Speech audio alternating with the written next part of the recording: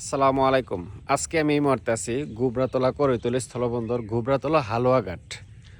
আর আমার পিছনে যে দেখতে পাচ্ছেন এই যে জায়গাটি সেটি হচ্ছে আপনার বাংলাদেশ বর্ডার। আর এখানে কিন্তু একটি চেকপোস্ট আছে এখানে।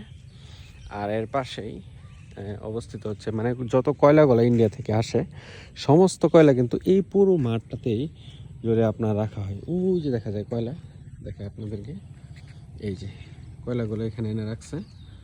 আর এই স্থলবন্দরের যে পরিবেশটা আমার কাছে অনেক ভালো লাগছে। আপনাদের কাছে কেমন লাগছে সেটা আমার একটু কমেন্টে জানাবেন। আর এই ভিতরে হচ্ছে স্কেল, এই গেটের ভিতরে হচ্ছে আপনার স্কেল, আপনাদের দেখানোর চেষ্টা করি। এই যে